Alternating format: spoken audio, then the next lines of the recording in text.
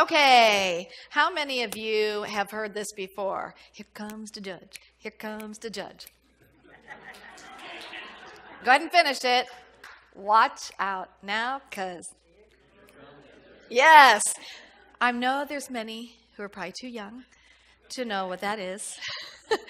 But most of us in here remember that. Here comes the judge. Here comes the judge. And so today we are going to be talking about judgment. And let me ask you this.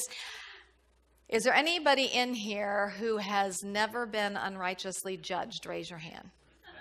Never been unrighteously judged? Is there anybody in here who has never unrighteously judged someone or something else? Raise your hand. Yeah, that's true. She held, yeah, that was cute. She held Julian up, which he hasn't. Good for you, Julian. You stay that way, buddy. He's all like, yeah. That's good. So, whether you were the judger or the judgee, how did it feel? Not so good. And, the reason for that is because when we're in that place of unrighteous judgment, we're condemning, we're criticizing, we're putting somebody else down, or somebody else is putting us down. And that just doesn't feel good, does it? So I'm going to share with you a joke. And so if you are an attorney or a doctor, please know that this is just a joke, okay? For purposes of the talk. So the joke is that there was an aged man and he was dying in the hospital, and he knew that he was not going to make it, and so he asked if somebody could call his doctor and his attorney to come into the room. So they came into the room and they stood on either side of him, and he was just really labored in his breath and was very silent. And finally the attorney said, well, why is there a reason why you called us here? And he said, well, I read how when Jesus died, he had thieves on both sides of him, and I just wanted to see how that would feel. That's awful, isn't it? That is an unrighteous judgment, isn't it? I had a much tougher time telling that joke at the first service because I felt so bad telling it. But that's an unrighteous judgment, and so we're going to talk about unrighteous judgment today. So just to bring it all up to snuff here, for this year we are going to be integrating one of the 12 powers of man as written in the 12 powers of man by our co-founder, Charles Fillmore. And the powers are life, imagination, faith, elimination, judgment or wisdom, understanding, zeal, power, hold on, love, order, wisdom, zeal. I think I got them all. Okay. There's an acronym, LIP, Jews, flows, but I spelled the first part wrong, so I got off. LIP, how do you spell that wrong? So in January, we talked about love. And then for the month of February is judgment or wisdom. And we didn't have church last week, and I had this whole talk already, but I wanted to talk about something else this week. And so you're going to get whatever comes out today, because I'm not 100% sure, but I do know we're going to talk about judgment and wisdom. And so James, the son of Zebedee, is the disciple who represents wisdom, and wisdom is found in the solar plexus. And Charles believed he associated each of the 12 disciples with one of the powers. And his belief was that as we activated and as we lived more fully from these powers, that's when we would be expressing our truest Christ self. And, as I've journeyed through the powers over and over again, I believe this to be absolutely true as well. So we're talking about judgment. Matthew 7, 1 and 2 says, "Judge not, that ye not be judged. For with what judgment ye judge, ye shall be judged, and with what measure ye mete, it shall be measured to you again." Now, I love this because it's saying that whatever the harshness, the judgment is, and the measure that you give that out, it is coming back to you. And it's really that twofold thing, whereas as you give, so shall you receive. So in the giving of this harsh, critical, condemning, diminishing judgment, guess who's receiving the energy first? Yes, the person who is judging. And it's also really talking about the law of attraction, the law of the vibration, that the bigger the measure, the more people that we talk to about it and get on our side, the more that we embellish a story to make it bigger, the more anger and the more frustration that we have, and we give that energy out into the universe, guess what's going to come back to us? Not only are we receiving it in the moment that we are giving it, but we're also setting ourselves up for that energy to pour back into us again. Now think about that. If you've already poured something through your body, have you ever had food poisoning or something, or eaten something that really affected your body and it goes all through your body? Do you want to pour that back through your body again? This is what this is about. That we're receiving it in the moment that we are in that place, but we're also setting up the vibration to have it pour back into our experience in another way. So it's so important that we look at this. And as I say every week, and I'm going to say, forever, my friends, we have to wake up. We have to wake up beyond physically waking up in the morning. We have to wake up our consciousness in a way that we are aware as we're journeying throughout our day, so that we can catch ourselves when we're moving back into that old stuff, and we can move ourselves into the place that we really want to be. I don't really believe any of us here want to be unrighteous judgers. If you want to be an unrighteous judger, would you please stand up?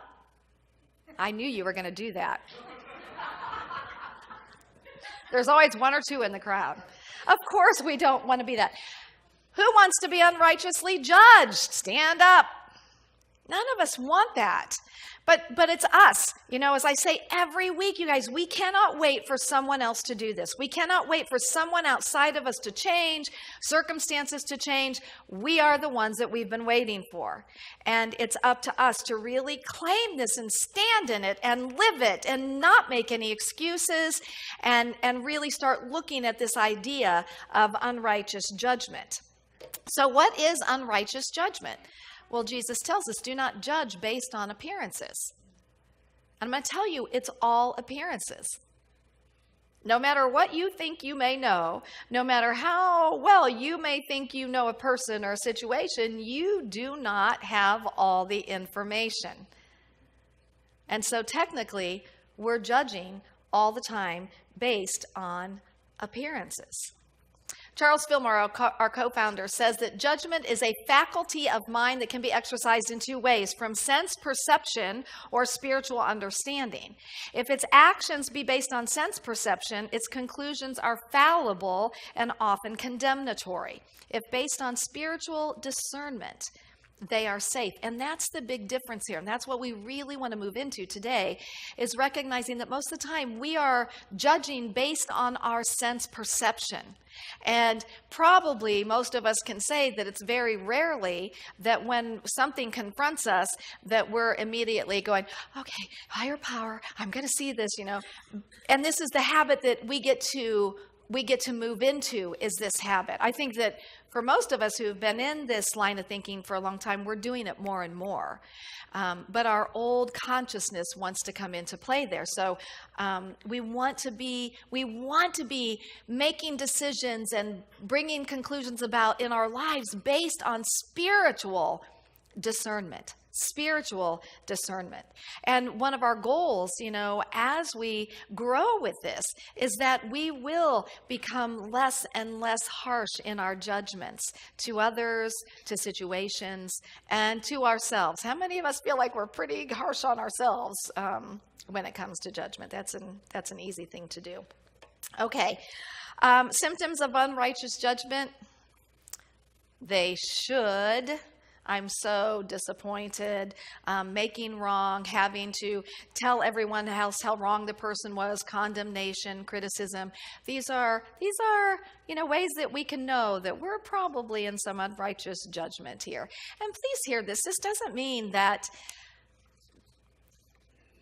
everything thing that we see about a situation is wrong. It's just that we color things so much through our consciousness that we are not seeing clearly unless we are tapping in to that higher realm, unless we are allowing divine wisdom to flow in and to and fill our minds and to fill our hearts and to move through us. Now, one of the things that I really got clear on a long time ago is that all of us, we have a value system, and there are things that we value in life. And we've talked about this. We've talked about the importance of knowing what your values are, because if you don't know what your values are, if you have not gotten clear yourself on them, you're living out of other people's values. So we have these values, and so we go out into the world, and we forget that just like we have the freedom to have our own value system, so does everybody else have the freedom to have their value system. And so something happens and it doesn't align with our value system, and we're like, oh, that's so bad. That's so wrong. And I'm going to tell everybody I know about how bad and wrong this is because it doesn't match my value system. Here's the thing. This doesn't mean that we become doormats. This doesn't mean that we allow anything in our experience, but what it does mean is that we are willing to stop in those moments and step back and breathe and say, okay.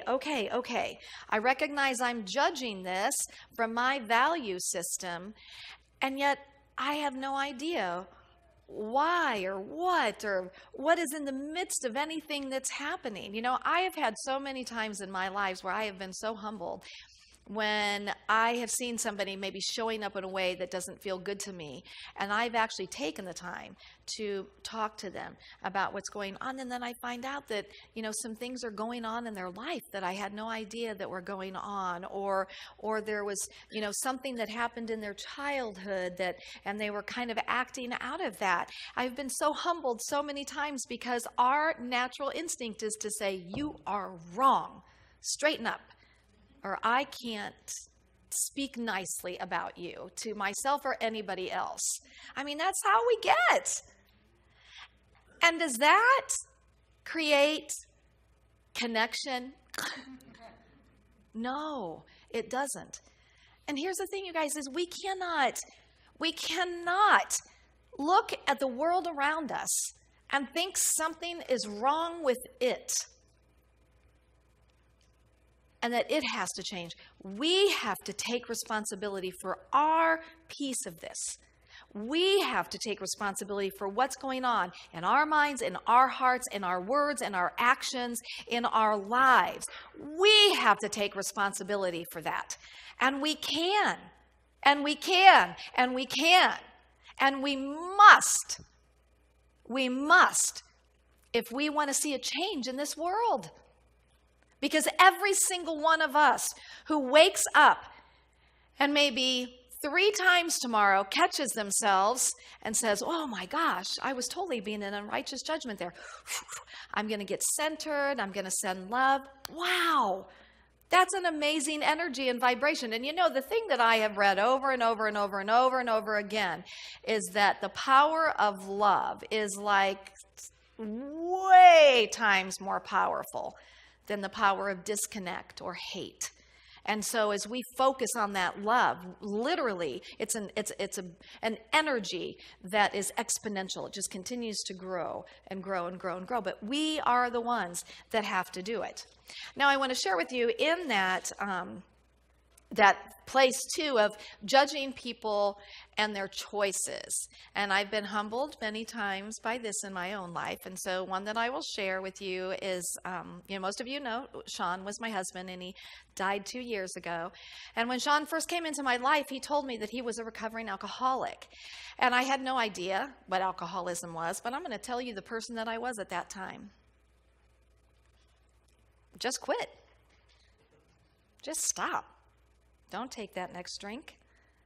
And my gosh, if you're living with a person who's an active alcoholic, leave. Who would want to stay in that? I was humbled because I got it, because I experienced it. And I experienced it firsthand. And I saw the struggle. I saw the torture. I saw this man falling apart so many times, just wanting to have a normal life. And I stayed. Wow.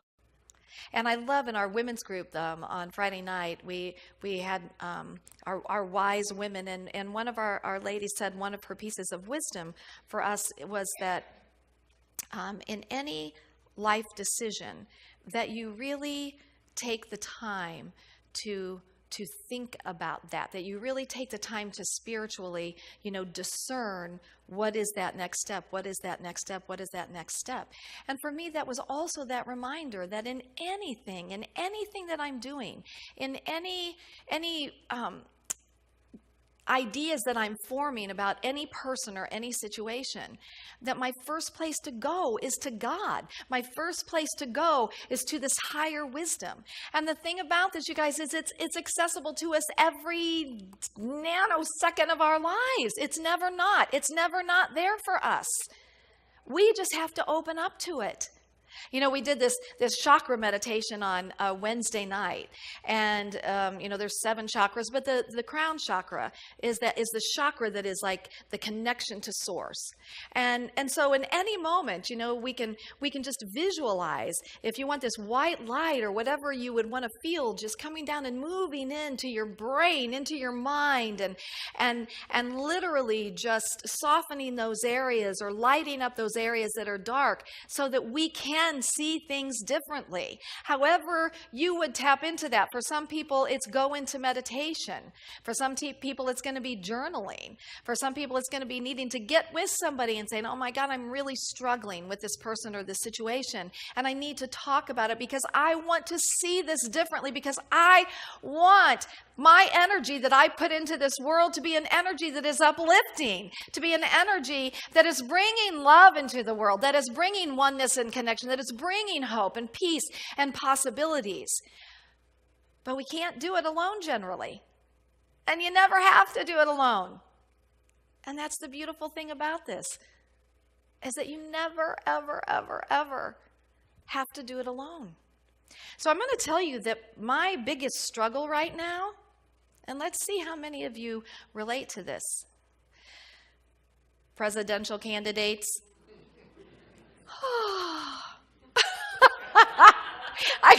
I heard it. I could see it. Yeah. It's tough, isn't it? I mean, I have to just step away because it's just been hard. And yet, you know what? I think that these things come up for us so that we can rise higher. These things come up for us as an opportunity to heal even more. These things come up for us as a way for us to say, oh my gosh, wow. How can I be in a place of peace and love in the midst of, I can't even say, name it. I don't even know what to name it. Ignorance. What was that? Ignorance. It's just, it's such disconnect again. It's such separation. But the thing is, you guys, if we got caught up in it, we're adding to it. And it's not that I'm going to agree, because I can't. But I can step back and just say, God, help me, because I want to have a pure heart. Create in me a clean heart, oh God, because I want that clean heart. I want that peace that passes all understanding, so that when I hear the name,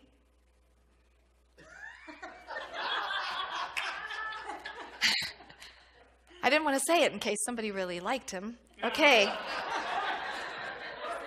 No, because I don't want you guys to know who it is, but anyway. That I don't go, but rather that I can step back and really get into that space where I can have an energy of, you know what, even though it's hard for me to see, he's doing the best that he can with what he has. And he is. He is. We can't possibly know. We can't. And we don't have to. All that we have to know is that love is the answer, period. No matter what, love is the answer. And when we find ourselves in that place where we're feeling that angst and that anger and that frustration, those are the moments to stop it. To stop it. To be awake and aware enough to turn the TV off or say, I'm not going to be in this conversation. Go into the other room, breathe, go outside, do something to distract your attention, and then breathe back into that peaceful place. And if you can't get in that peaceful place, my friends, I'm going to tell you, get on your knees and open yourself up and just say, God, here I am, and I desire to be the presence of love. Guide me, help me in this. And yet, promise you, you will be helped. Because the presence of love is always around you. It's never separate from you. Ever. It's just that we forget. But the moment that we open up to it, it just floods into us. And it says, here I am, it's okay, I've got you. I've got you. It's okay. And I'm going to guide you. I'm going to gently guide you through this. And I'm going to help you find that place of peace again in your heart. Because I just know that your greatest desire is to be the presence of love in everything. And so here I am. Just lean on me, rest in me. Know that I'm with you. That's real. That's true. That's God. That's love. But we have to make the decision, you guys. We have to make the decision every day. We have to make the decision. When we're driving in the car, when we're in social situations, when we're in family situations, you know what? I think it's important. Well, I think it's important to have something you do in the morning because you need to be loved up before you walk out that door. You need to have so much love that it is oozing out of you. And then you know what? You might need to go part again midday and get all loved up again so that it's oozing out of you. But you do that and you become conscious of it and you do it over and over and over and over and over and over. And you know what? You're not going to have to be so conscious of it with time because that is your nature. That is your reality. And you're just reminding yourself, hey, this is who I am. Yeah, this is who I am. This is who I am. And pretty soon, guess what? The other falls away. That's the way of love. That's the way of God. It's up to us, each and every one of us. So your homework for this week, if you choose to accept it, is to wake up, is to stop it. Sorry, little Julian. And is to get loved up. That's your homework for the week. I want to share with you in closing a beautiful psalm that was written by our own Don Fredrickson. He has these wonderful book of psalms that he's written, and this is called The Last Judgment. How is it yet possible that we still fail to see our judging of another's life as less than it should be? Or shaking of the finger at some perceived misdeed heaps judgment on our very soul, its progress to impede. God has made us everyone with one eternal goal, that we discover who we are as perfect, deathless souls. But all things are in contrast, so perfection to be known requires that we experience the lesser we have sown. It's impossible to know what's in another's heart or what is the life purpose he set down from the start. We really have no basis on which to judge another. To do so brings injustice to ourself and to our brother. The day of our last judgment comes when our judgments all are past and we render the compassion we seek from God at last. Namaste.